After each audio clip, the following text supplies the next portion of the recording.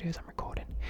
In about 5 or 6 days, I had quite a lot of videos scheduled for the next couple of days. The last couple of days, sorry. And it's because I was working all weekend. So, I had to get them done. Now, I'm back to recording now. I'm off work for a few days. I had a comment yesterday that said, can you do a video talking about English slang terms or words that you use that maybe a lot of people wouldn't? Now, I've actually got a website up which is going through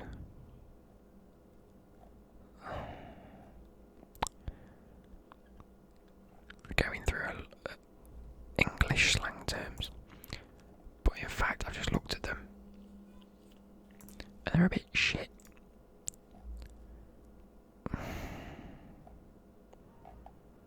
Yeah, they're a bit shit. They're like the obvious ones that I know, like a good percentage of my audience is English, so you're probably gonna understand a lot of these anyway. But I think for one, it might be good as a, what would you call it? It might be good as just like a trigger words type video. Let's have a look. Audience. 50% of you are from the United Kingdom, 15 the United States, 2.8 Ireland, 2.5 Germany, 2% Australia. So a lot of them. Well, yeah. I mean, you're gonna be of English speaking anyway. Wait, Dad, I did a video with his girlfriend. I didn't see that. Anyway, sorry, I'm getting sidetracked. I've got up a different website. We're just going to go through some slang terms, explain them, and then maybe use them as trigger words. These are actually in alphabetical order, by the sounds of it. Alphabetical order. Now, just because I like to keep you guys updated before we do start, I am going to be revealing my FIFA 21 objectives tomorrow, hopefully, as well as talking through any sort of career mode suggestions for you guys. So stay tuned for that tomorrow. But without further ado, let's get into it. Number one. Ace. Ace, as in ace of spades, spelled exactly the same. A-C-E is a British slang term that means something is brilliant or excellent. There we go. It means it's good. That is ace. Well done, you've aced it. For example, Jenny is ace at lab experiments. Oh yes, she is. I don't know. Or I think I aced that exam. That's an obvious one. This one I've actually never heard of. All to pot. All to pot. Slightly more of an outdated version, but it's still used. Or to pot refers to a situation going out of control and failing. Okay, so like I'd personally say, oh, it's gone to pot. It's supposed to say all to pot, so all to pot. I say, oh, it's gone to pot. Like, if you try and organise 10 people to go out, on a night out, and only 3 people turn up, and someone says, oh, I did try and invite my mates, but they weren't coming now, and there isn't enough of us, and oh, it's gone to pot, It's all gone a bit miserable. It's all failed a little bit, but yeah, I can agree with that. The example that they've used is incredible. The birthday party went all to pot when the clown turned up drunk and everyone was sick from that cheap barbecue stuff. Fucking hell, okay. Oh, number 3, we like number 3. Blimey, egg mate. Blimey. Is used as a way of expressing a surprise, like almost like, fucking hell, oh blimey, bloody hell. So the example is blimey, look at that. Yeah. It is something that you'd look shocked at. If it was impressive and a positive attitude, you wouldn't really say blimey. If it's shocking or upsetting, I mean shocking, yes, you won't go, oh blimey, he's dead. I mean, you could do. Anyway, I mean, yeah, I don't think it has to be positive, does it? Because you can say, blimey, I can't believe he died. That's not positive, is it? Blinding. So, like, you can't say blinding. Like a blinding light. Like, blinding is positive, it's great. You've had a blinding good shot there. Oh yeah, the tackle from that Spanish player was blinding. I don't know whether it means in football or just, anyway. It's a positive term meaning excellent, great, or superb. Another one, bloke. That bloke over there. Oh, that Bob is a good bloke. We all love that bloke called Bob.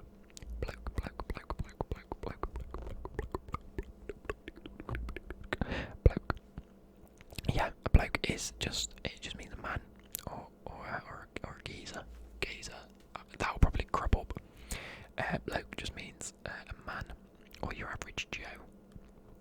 Yeah, you won't say Julie's a decent looking bloke. You get proper good weird looks for that, wouldn't you? Everyone looking at it like, oh no, you're alright, mate. So it describes a man, a male. Bloody, or you probably don't need me to describe this, but out of all the British slang, it's by far the most popular and most commonly used. I didn't know that. Yeah, bloody is it is sort of it was regarded as a swear word, like bloody hell. I wouldn't say bloody hell at work. I think I get sacked. But yeah, someone said, but nowadays it's generally acceptable. It's often used in expression of anger or is used to emphasise a comment like, if you stub your toe, you go, bloody hell, I've just stubbed my toe. Or you're like, oh, that's bloody wicked, that is. There you go. This one's my favourite. I always knew the first part of this. I never understood the second part. So someone said the second part, and I was like, no, she's not. But it's Bob's your uncle, Fanny's your aunt. It means there you go, if that makes sense. So it means, and that's how you do it. So in context, it says get the food, put it in the microwave, heat it up, then Bob's your uncle. It's like, and there you go. So this is what you do, and Bob's your uncle. So say I set my camera up, set my microphone up, click record, and Bob's your uncle. That's how I would be making videos. But yeah, but I never understood Fanny's your aunt. Like I don't think anyone would go. I think most of the time people would say Bob's your uncle. Not a lot of people would say Fanny's your aunt because it just sounds a bit. I don't know. I don't think I've ever really heard someone say it. Number eight, and 8 and 9 are the same in a sense. Bollocks and bollocking. So bollocks is one of the most internationally famous British slang word. Like bollocks has a multitude of uses. It's so you can, like, if you're the dog's bollocks, it means you're the best. It means you're the dog's bollocks. You're top quality. Whereas bollocks, it means like, oh shit, oh fucking hell, yeah. Whereas actual bollocks, like, you've got a set of bollocks on you, it means you've got big balls. Yeah, so, or it could also, like, disbelief. So this one says, you slept with Kate Upton last night, bollocks. That's like, fuck off, did you? No, you didn't. There you go. For example, I kicked him right in the bollocks when he wouldn't let me go past. So that's what the word bollocks means. It's sort of like, it's like the word fuck. You can use it in different contexts for it to be like a verb or a noun. Different types of like words. And then moving on is bollocking. Bollocking is a specific one of those where bollocking is telling you off. Like if you got a bollocking from your boss, it means you got told off for doing something. This one, for example, says my wife gave me a real bollocking for forgetting to pick up the dry cleaning on my way home from work. Okay. This one.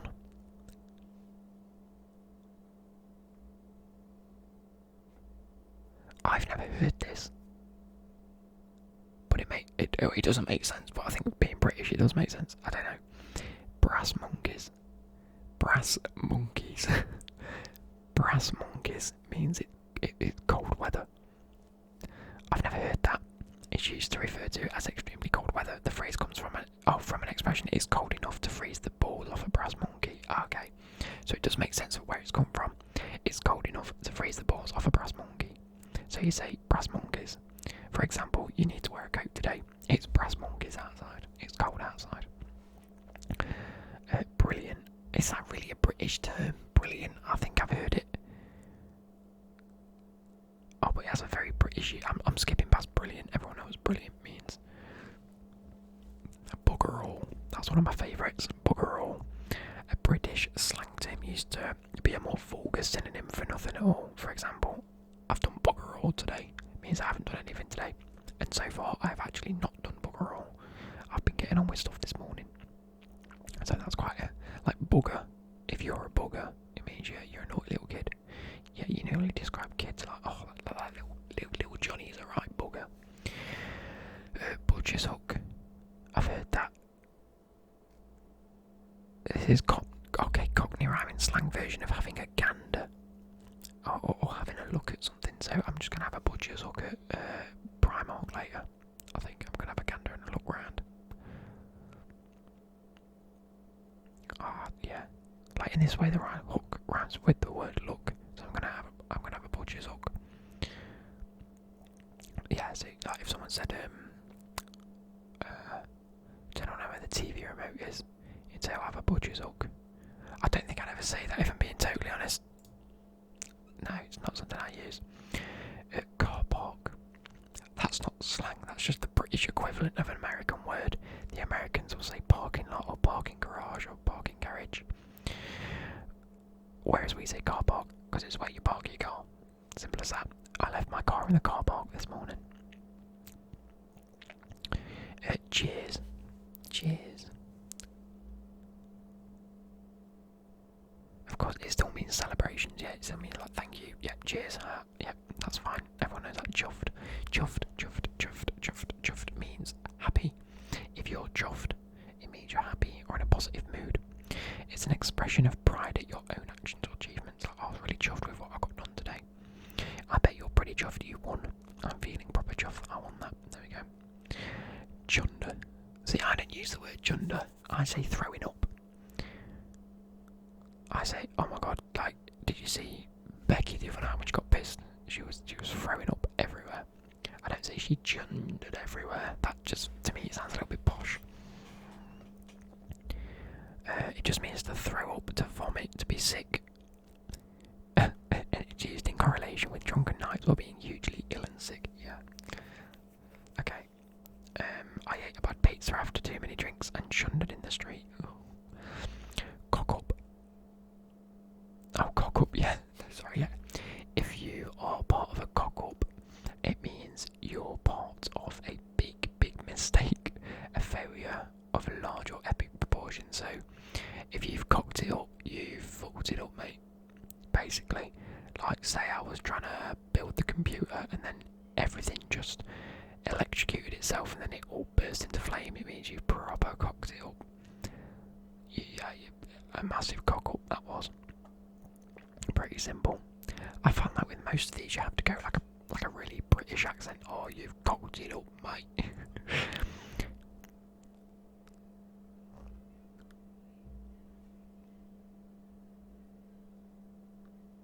What? More of an unusual term, damp squib.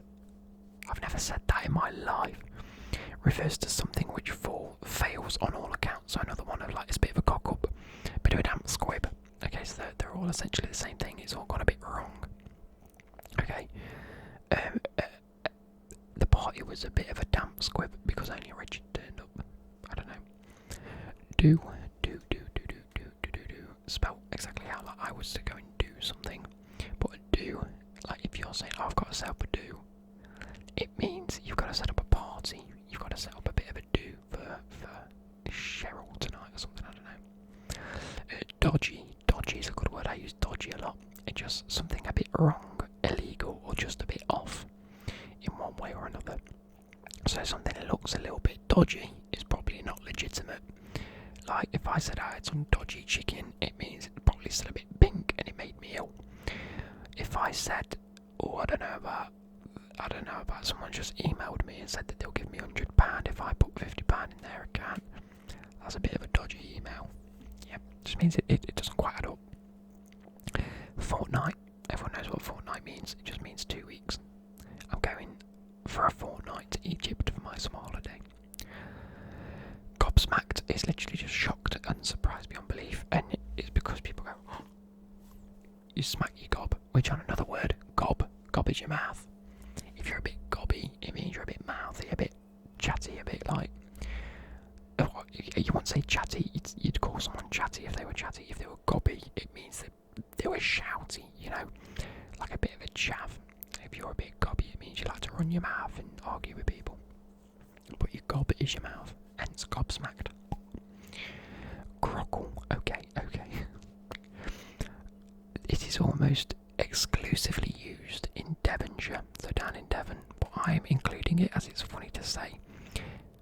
It's used as a derogatory word for tourists. Groggle.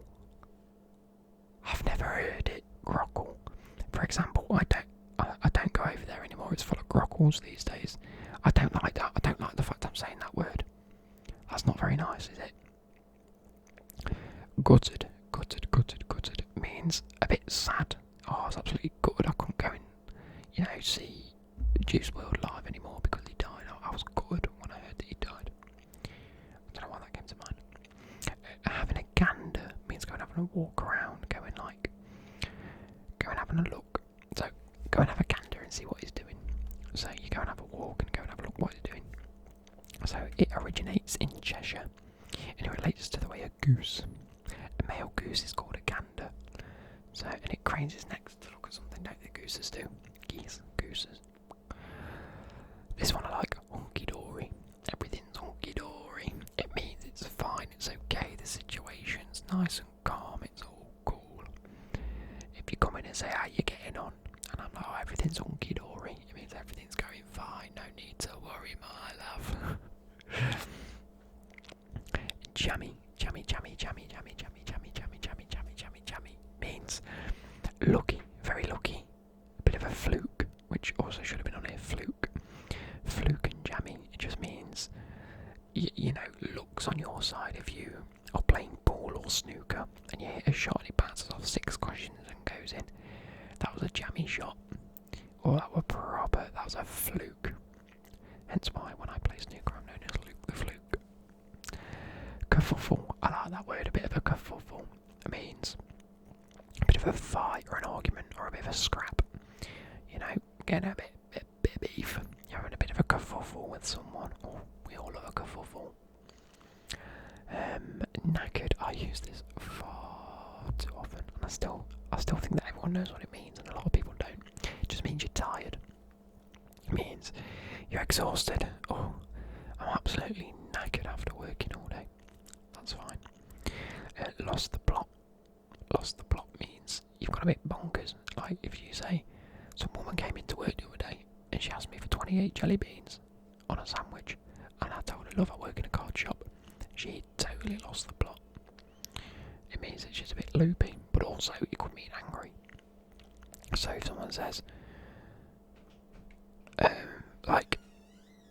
he pushed me and he pushed me and he pushed me, and then I lost the plot, so I hit him. Yeah, you lost the plot, you lost sticking to the straight and narrow, and you just lammed in one. There you go. Mate is often used as pal, dude. You're my friend, you're my mate. Everyone knows that one. Minging. Oh, that's minging, that is. Just means disgusting or gross. That's fine, everyone knows that. Muck. Everyone knows that that's just a replacement for dirt.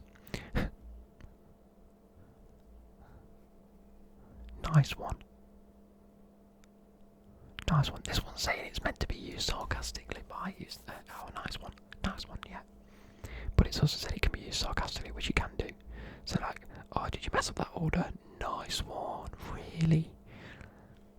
Again.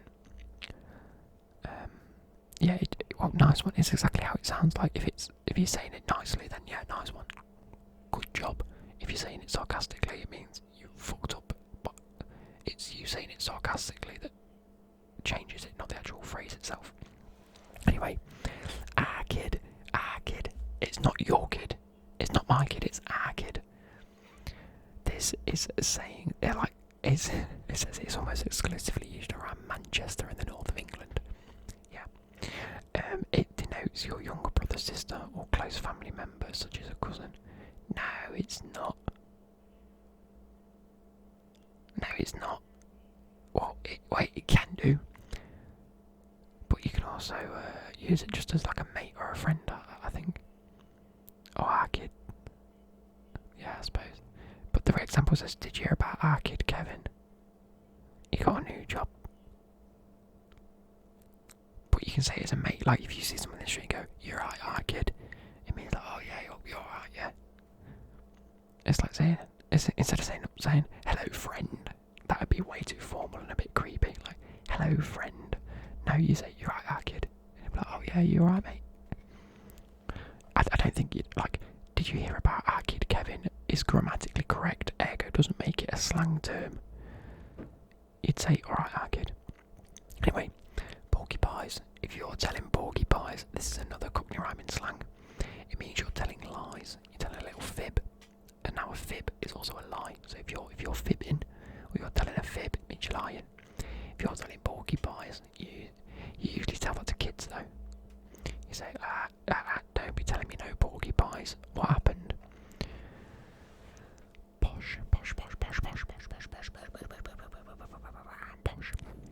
Posh means the upper class. You know, you've got a better esteem. You're posh. You are. Look at that. If you drink your cup of tea with your pinky out, it means you're posh. These are crap. Proper just means it's done correctly. Or if you're proper, it means you could be posh. Like, she's a proper lady. She's a posh lady. You know. Rubbish just means crap, shit, bollocks. Yeah. Oh, don't talk rubbish. Don't talk crap. Or can you take the rubbish out, please? Means can you take the trash out? Scrummy. Oh, of course it is. Yeah, I haven't used this word in years. Scrummy. If it's scrummy, it means it's delicious. Like, oh, that apple pie was scrummy. I don't think you only ever tend to use a few of these around kids. Like, you'd say to a kid, oh, is it scrummy? Was it scrumptious? There you go. Was it scrumptious? Was it scrummy? Yep. You don't tend to say it as an adult. Sick. It's a relatively newer entry to the lexicon of British. In this case, sick is a good thing. It's a stronger form of cool, red. Yeah, I'd love to do that. Sounds sick. Yep. Sky means to bunk off or fake illness, or just to try and get out of something. So, I tried to skive off work. Yeah. Taking the piss just means to mock or to make fun of. So, is he taking the piss? It means is he taking the mick out of me? So, the bee's knees means the best. If it's something is incredible, that's the bee's knees, that's the dog's bollocks. I suppose you can really pick any part of an animal's anatomy, including the animal itself. So you can say, oh, that's the pig's tail, that's a horse's mane. It's the bee's knees and the dog's bollocks. Throwing a wobbly means having a bit of a tantrum, or there's some that I didn't realise is only used around like the Derbyshire, Nottinghamshire, Leicestershire areas, like the East Midlands or the Midlands themselves, which is mardy, which means the same as throwing a wobbly. It's having a tantrum, getting upset, getting overworked, all of them sort of tied together. Like, a lot of people don't know that the word mardy exists, and I found that out in English lessons when I was at school, when I wrote it in one of my workbooks, and my teacher said, you shouldn't use the word mardy because not a lot of people know what it means. And I'm thinking, well, I'm in school with 1,000 other people that also know what the word mardy means. I think I'm fine, but then I found out that a lot of people don't know what the word mardy means. So if you're being mardy, it means you're having a bit of a tantrum. To nick or nicked is to steal things. Like, if you go out on the nick, it means you're going out to nick stuff. Or I accidentally nicked this pen from work. But also, nicked itself means you got arrested. So you say, oh, I was nicked the other week. It means you were arrested. Sorry. Tosh. Tosh also means rubbish or crap or shit or just bollocks. But it's a lot posher. Like, don't talk tosh. Yeah, no one says it. Trainers, they're the British equivalent of sneakers or running shoes or athletic shoes. Then, like, I've got like 30 pairs of trainers over there. And the last one, my favourite of the lot, wanker. It means it's the biggest sort of like insult you could say to a British person if they're all absolute. It just means like jerk or arsehole, or just a complete idiot or tool. Like, you're a proper wanker. I mean, wanking is a completely separate issue, but if you are a wanker,